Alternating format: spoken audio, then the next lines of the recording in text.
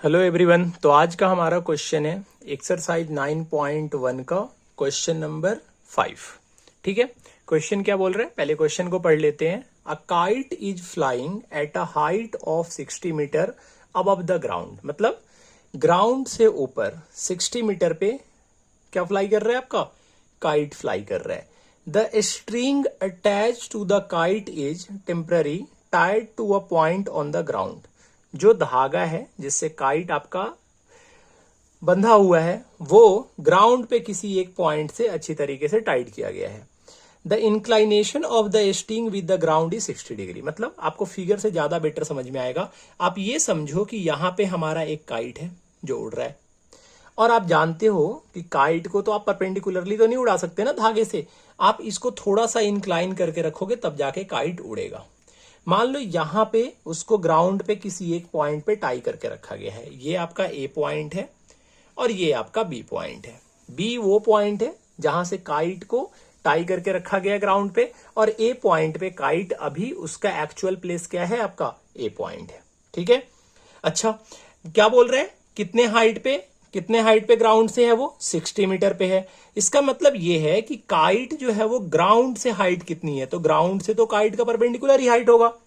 ये तो जो लेंथ आप निकाल रहे हो ये तो स्ट्रिंग का लेंथ है, जो धागा है उसका लेंथ है, लेकिन जो काइट होगा वो तो ग्राउंड से बिल्कुल परपेंडिकुलर होगा ना, ऐसा हम एज्यूम कर लेंगे। बिल्कुल सीधे सी जो लाइन होगी काइट के साथ, ये जो बिल्कुल यहां पे मान लो काइट है तो ये बिल्कुल जो सीधी वाली लाइन होगी ये हमारी कितने डिग्री की होगी, 90 डिग्री का एंगल बनाएगा। तो यहां पे कितने डिग्री का एंगल बन गया हमारा, 90 डिग्री का। अब ध्यान देना है क्वेश्चन क्या बोल रहा है, the inclination of the string with the ground is 60 degree. मतलब ये स्ट्रिंग है और स्ट्रिंग का इंक्लाइनेशन ग्राउंड से, ये इसका इंक्लाइनेशन इधर की तरफ है, देख रहे हो आप, थोड़ा सा झुका हुआ है इधर की तरफ ग्राउंड की तरफ, और ये कितने डिग्री का एंगल बना रहा है, 60 डिग्री का एंगल बना रहा है। बेहद ही आसान क्वेश्चन है।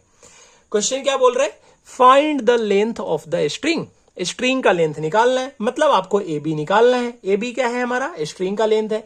ये क्या है हमारा ए, इसको अगर सी पॉइंट नाम दे दे तो ये हमारा ए सी क्या है, ये काइट का एक्चुअल हाइट है, और काइट का एक्चुअल हाइट कितना है, 60 मीटर हाइट है, काइट का एक्चुअल हाइट 60 मीटर है, और ए बी हमें निकालना है। आप देखो ध्यान से समझो, मैंने बार बार बता रखा है कि एंगल के सामने जो लाइन होता है वो हमारा होता है परपेंडिकुलर, तो ये हमारा परपेंडिकुलर हो जाएगा ए सी, और ए सी हमें गिवन है। ध्यान से समझो, ये हमारा एंगल है, एंगल के बिल्कुल सामने जो होता है वो हमारा परपेंडिकुलर होता है, तो हमारा एसी परपेंडिकुलर है। अच्छा, एसी परपेंडिकुलर अगर गिवन है तो आपको निकालना क्या है, ये समझो, ए बी आपको निकालना है, और ये ए बी जो होता है वो तो आपको पता है लॉन्गेस्ट साइड को हम हाइपोटेनस बोलते हैं। इसका मतलब ये है कि परपेंडिकुलर गिवन है, हाइपोटेनस निकालना है।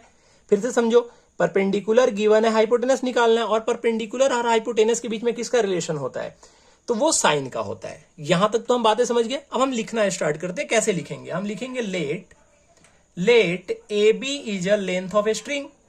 Late A B is a length of a string. A B क्या है आपका, स्ट्रिंग का लेंथ है।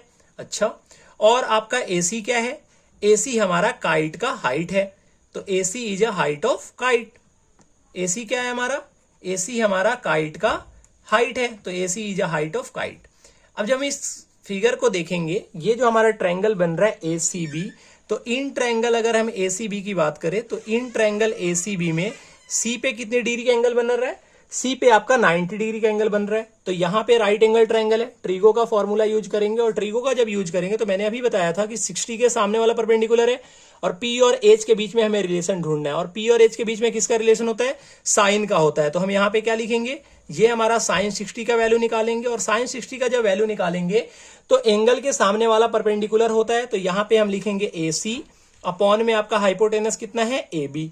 साइन 60 का वैल्यू कितना आएगा, √3/2। ए सी का वैल्यू हमें निकालना है, हम इसे ऐसे लिख देंगे। ए बी का वैल्यू कितना दे रखा है, 60।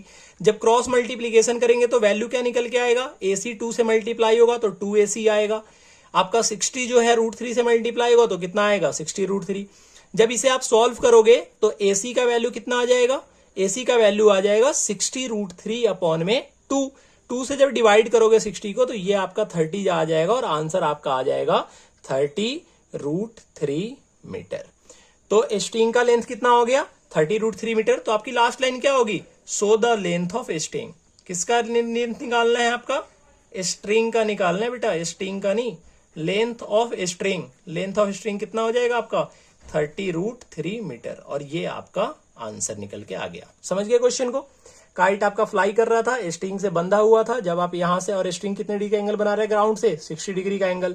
60 के सामने वाला पी होता है, पी गिवन था, एच निकालना था, साइन का रिलेशन लगेगा, साइन का रिलेशन लगा दिया और आंसर हमारा इस तरीके से निकल के आ जाता है। बेटा फिर से बता रहा हूं, अगर ट्रीगो का आपको अगर बेसिक क्लियर है तो आपको क्वेश्चन आसानी से समझ में आ जाएगा। उम्मीद करता हूं वीडियो आपको पसंद आया होगा, समझ में सॉल्यूशन अच्छे तरीके से आ गया होगा। अगर सॉल्यूशन समझ में आ गया है तो वीडियो को लाइक कर देना, चैनल को सब्सक्राइब कर लेना और दोस्तों में शेयर कर देना। ठीक है, मिलते हैं नेक्स्ट वीडियो में नेक्स्ट क्वेश्चन के साथ। Till then tata bye bye.